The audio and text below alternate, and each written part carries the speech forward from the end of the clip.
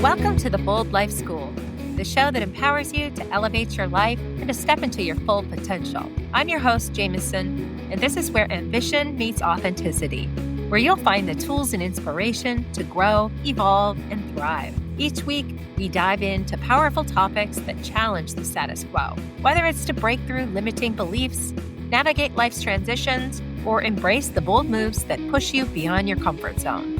Now let's get into today's episode.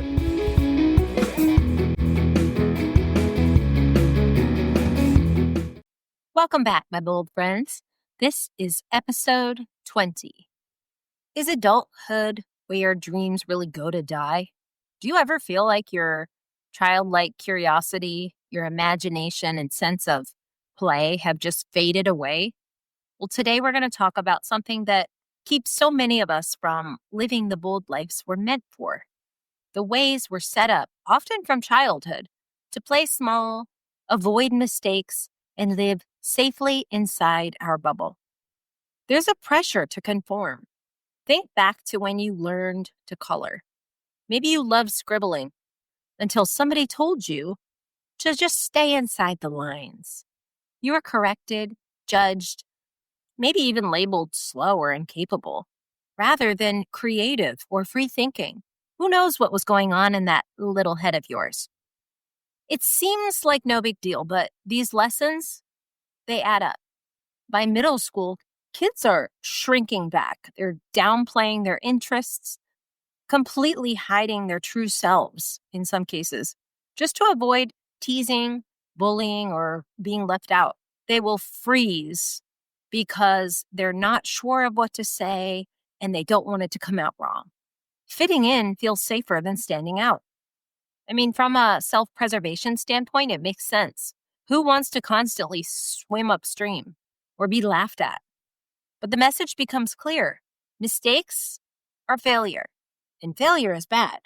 Whether it's social failure, academic failure, financial failure, or failure to maintain the simple status quo, even as a child. Over time, this conditioning really steals our joy, our imagination, and belief in what's possible. I grew up in a small rural town where dreaming big wasn't typical. I didn't know anyone living wildly different. My path seemed pretty predetermined. I would go to state university. I would choose a presentable job, just keep things safe and normal. It never occurred to me that there was a whole world out there. But life surprised me, or maybe I surprised myself. When I was just out of high school, had been playing around in college, not sure what I wanted to do, I moved to the West Coast, and it pretty much cracked my world wide open. It's not like I immediately became some prophetic person with grand intellect and a new vision, but I do remember sitting in a college history class there. This history class was from a Latin American perspective. And for the first time, I really realized that so-called truth I had been taught was not the whole story. And it really blew my mind. Here I was, faced with this epiphany that everything that we learn, the stories that we tell even, are only perspective. They're skewed by our own limited experience. There's always subjectivity. There's always an agenda. And often our perspective is shaded by our own ego and fears. It showed me how small and conforming that my worldview had been before I opened up to new perspectives. It taught me that when we're willing to see and learn, when we have the opportunity to visit new cultures and ways of living, we can start to imagine bigger possibilities for ourselves. But what happens when we don't have the opportunity? The messages we learn as kids don't just fade away. They follow us into adulthood, shaping everything, how we see ourselves and how we see the world, and the choices that we make. Many of us were scared of failure. Mistakes were punished. So as adults, we avoid risk. We stick to what we know and settle for the safer choice, even when our hearts may be pulling us in a different direction.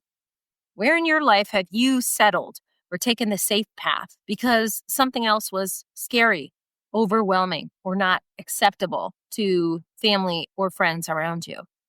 We doubt our intuition. For years in school, we're just told to sit still, do the work, follow directions, color inside the lines, don't ask too many questions. And it trains us to look for authority outside of ourselves. As adults, we second guess our instincts, waiting for permission or struggling to trust our inner voice. We barely recognize the physical signs when our gut instincts kick in, and they were meant to guide us. We've shrunk our own dreams. I mean, if creativity was undervalued when we were growing up, we often think it feels irresponsible or childish to just chuck everything and pursue those dreams now. We trade imagination for productivity, passion for practicality. We end up in jobs, relationships, and routines that feel too small for who we really are, but we don't even know what's missing sometimes. A lot of us are stuck. Have you ever considered taking up a new hobby or pursuing a bigger dream, but thought, I'm already too far behind. I didn't start soon enough. I'm too old. Emotional disconnection is another thing that we learn when we're young.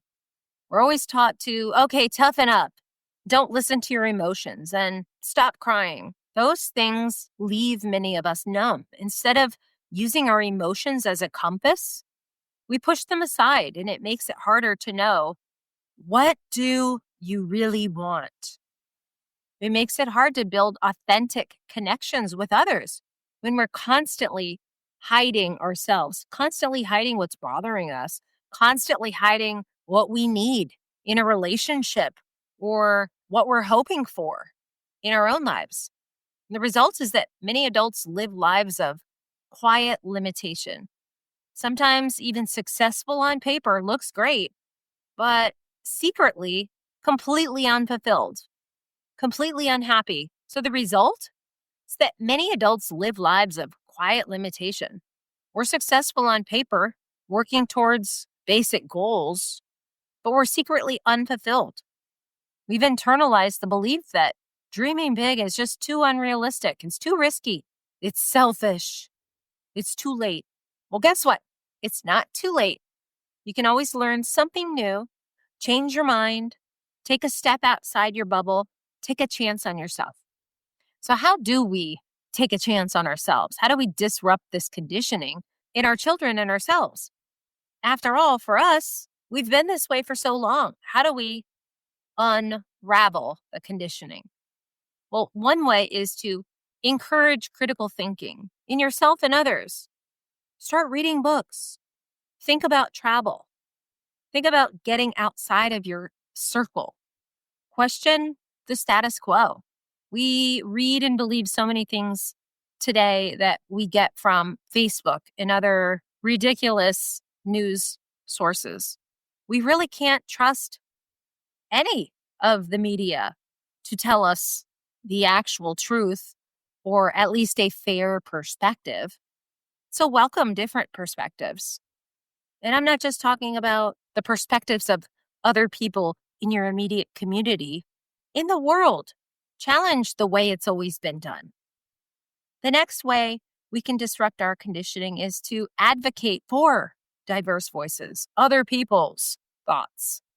I mean, when we remove stories, books, or ideas that are just labeled too much for some people or not reflective of our own values, we silence imagination and limit possibility. Just because we don't agree with a certain viewpoint and it's against our own religion or our own moral code, it doesn't mean that we shouldn't try to understand, that we shouldn't approach with empathy a difference that we see in others.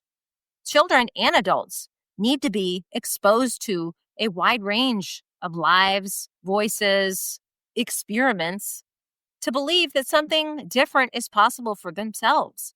They need to get out there as children or as young adults to experience the world in such a way that they can then choose for themselves what they would like in their own lives, to create fulfillment, to create purpose, to teach them to use their gut instincts, to learn lessons, to make, hopefully, small mistakes that will then feed them to learn and to grow and to reach their dreams. But we can't do that without experiencing the world, experiencing failure, experiencing heartbreak. And embracing emotions is necessary. Many of us, oh my gosh, especially the boys, we're just told to toughen up, or shake it off. And we have so many children, so many adult males that are disconnected from their own emotions. We're all numbing at some point instead of confronting the issues, the feelings that we have in our lives. We're not doing the best at listening. We're not doing the best at connecting. But do we really know how? Emotional intelligence isn't something that is taught in school. And if it's not taught in the home, then where does that leave us? Emotions are our guides. They show us what we care about, what we need, and what's possible. And if we don't know how to connect to them, we can't listen. We can't get close to ourselves. We can't build an identity that is authentic, that is true, that is purposeful, that's passionate. First, we have to learn who we are. Once we have the foundation for these things, we can take one little step in the right direction. That's right. It just takes one little step to disrupt your typical path, your typical expectation. Make a decision to do something about what you want to change in your life. We only gain momentum and motivation by taking action, however big or small it is. We don't make changes by thinking about it forever, pondering it, considering it. Action is first, and that builds the drive. One little thing, that's all you have to do to start the next chapter of your life.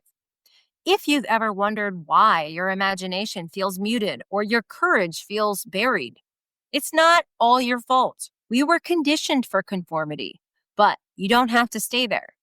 Living boldly means reclaiming creativity, honoring your emotions, questioning old rules, and daring to rewrite your own story, because you were meant for more. Stay bold, my friends. Until next time.